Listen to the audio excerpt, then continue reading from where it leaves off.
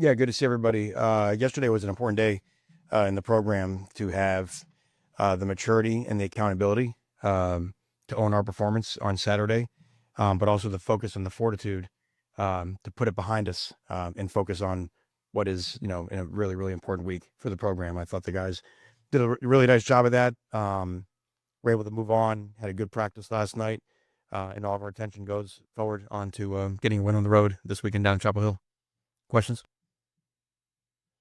Maybe there's no saying keep the main thing the main thing. What's the main thing? The main thing. What's the single biggest thing that needs to get there?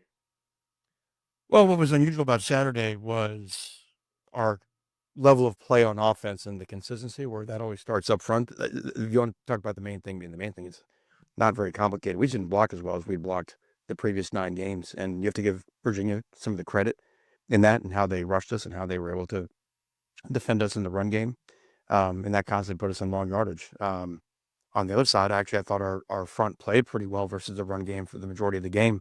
They just threw the ball better than we defended, right? And you got to give their quarterback. I thought their quarterback played outstanding, short of those 2 plays. Um, so offensively, it's about refining the team that's been there for 9 straight weeks, a pretty consistent level of performance over that, and defensively, it's still trying to um, improve ourselves, especially in the back end. We're playing a lot of young guys. And let me tell you, those young guys are learning and they're getting better. If you're going to get us on defense, this is the year to get us. Those young guys can play, they're getting better, but they're getting a little bit of baptism by fire against some really, really good quarterbacks that we've had a whole run of the way that our schedule is lined up. What sticks out? Is there any gap that on Trey Friendly? It is, no, I think we have a good shot at Trey on Saturday, if that's what you're asking him. I was just going to ask what sticks out to you about the UNC team. Obviously, their offense has struggled this year, but it seems their defense has really helped keep them engaged. Yeah, well, if you look at the scores over the last 5 weeks, right? All low scoring games, a lot of one possession type games. They are playing really, real well in defense. You look at the numbers across the board. They're a tough nut to crack. You know what I mean? They're hard to run the ball in, and then they're going to challenge everything in the passing game, and they really know how to attack protections and harass a quarterback. So, what we always talk about every week, right, is that, how do we find our way to play our best, right? We were far from that this past Saturday. And the great thing about sports is redemption is always a week away. And you have a chance again to try to find a way to put your best out. It'll take our best to win. And we've seen when we play our best, we can beat about anybody. And we don't play our best, we can get beat by about anybody. So again, our focus will be on us and trying to see how we can show up the way we want to represent ourselves on Saturday. And you talk about owning a loss. What goes into owning a loss? Well, personal accountability, right? I mean, the easy thing is to look for someone other than yourself to say, well, if only that guy had done his job a little better, then, I would have benefited. And anybody who has a hand in a game has a hand in a loss, right? No different than anybody who has a hand in a win has a hand, or in a game has a hand in a win. And, the saying we use is that we have good players. We are a good team. We're not as good as we can be yet, right? And so how do we find the bridge to that yet, right? How do we continue to try to improve? And what happens is when people get their feelings hurt, the disappointment of a loss, right? Again, we tend to go within, right? Instead of looking with that, outside, and being a better teammate, doing what the team, and that's what accountability means, right? Is that we have guys that played their best game on Saturday, but they can still play better, right? So everybody just getting the account of, okay, like I'll do my part, we all do our part, and it'll look better. Does your leadership group stick out to the captains or whatever? Do they speak out to the rest of the team? They do. But the most important thing is it's really in the informal settings, right? I think those are the leadership in Hollywood, is a guy that gives a big speech in front of the team. That's not unimportant. But what I would say the heart of the team is in the small conversations, you know what I mean? And who are the guys? And there are so many older guys in this team who have really, if you think about where Duke was when they got here and their battle to get Duke to where it can be, even just the goal of playing in 4 straight bowl games and some things like this.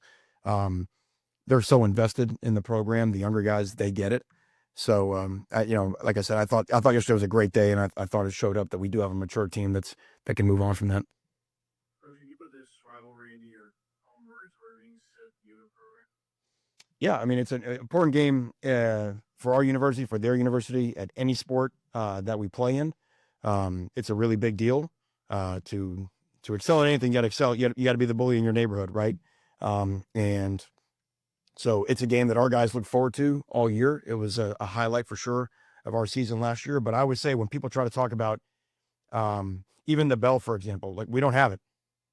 No one has it, right? Because this team hasn't won it. No one's won it. We're not retaining anything. We have to go get it the same way that they have to go get it.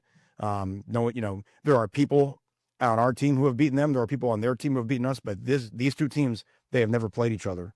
And I think that's always what makes rivalry games so great, because they tend to be unpredictable. Because we know, we'll get their best shot, and I believe that they'll get ours as well. Just to be clear, you have a bell there. It's gone missing since Saturday, so I don't know where it's. Significance of the victor, though. I you're new to this rivalry. You've been around the ACC before. Well, there's just look. There's only so many chances you have to win a trophy, right? And this is our trophy game, so therefore it's a big deal, right? And it's way more fun when you have it than when you don't have it, because there's a constant reminder every day when you walk by it and you see that it's there. Or there's a constant reminder every day when you walk by it and it's not there. So I've been here for 20 months, right? And for 8 or 9 of them, there was no bell, right? And since then, there's been a bell, right? So it's just it's a thing that just gives you a reminder of an accomplishment. And winning at home, winning in state, those are big deals for us. And we're 1-0 in our state right now. This is the next step. We got 2 left. And that's a big deal in terms of how we bridge our goals, right? Is starting winning this game, winning the state, and then moving on from there. So, and then I think one last part is the chance to go undefeated on the road in the ACC, which I'd imagine has been a long time since that's happened, here at Duke University. It's probably been a long time since that's happened anywhere. It's a really rare thing to do, is win all your road league games. And that's, again, that does show that our guys do have a tendency they can focus, they can lock in, and they can thrive in difficult environments, of which we've been a bunch this year. Let's go back to the players taking accountability.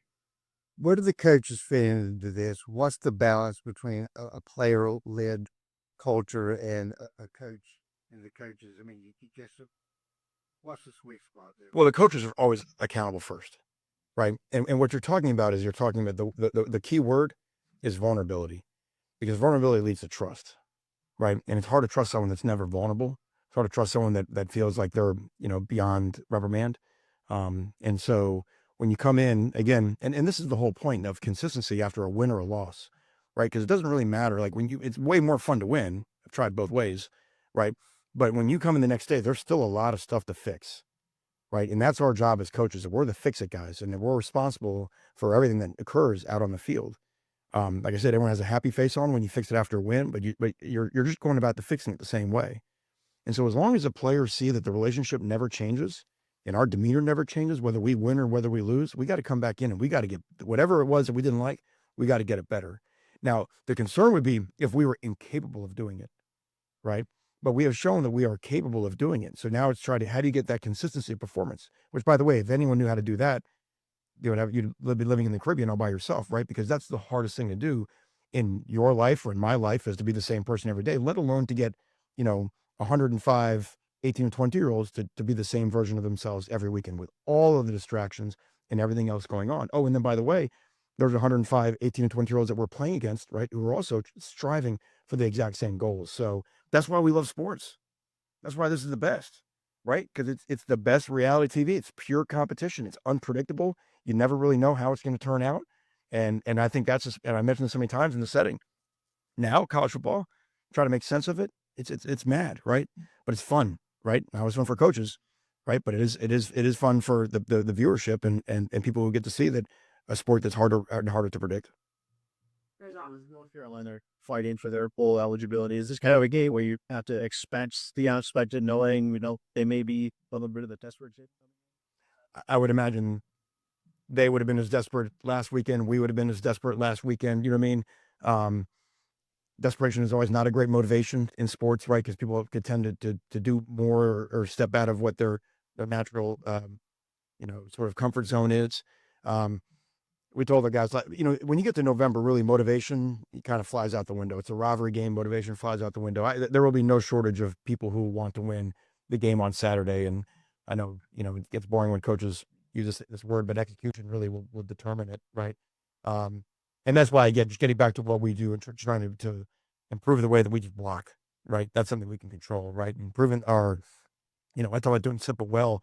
Our our eye discipline on defense, right? If we got the running back man to man on third down, stay on the running back. You know what I mean? If we got the tight end in the red zone, stay on the tight end. These type of things that we can control. To be very honest, it doesn't really matter what color helmet the other guy is wearing. You know, if we don't cover the running back, he'll be open no matter what team we play against.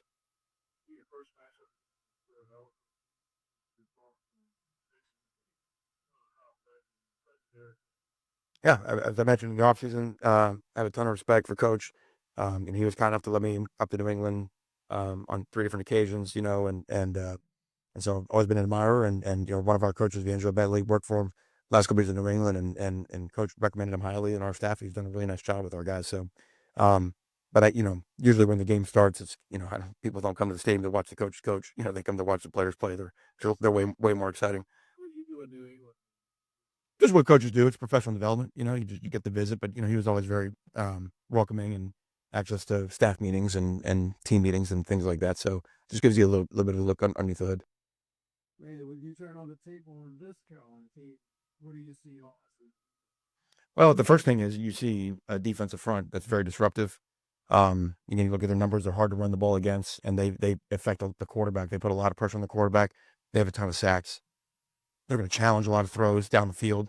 You know, they like to play man coverage like we do, but they'll zip into some different zones, make you think they're playing man and zip into some zones. I think they're finding their identity more and more on offense. They're playing a lot of younger players. You look through the course of the year, you know, their usage, their targets, their carries have kind of changed as the year's gone on.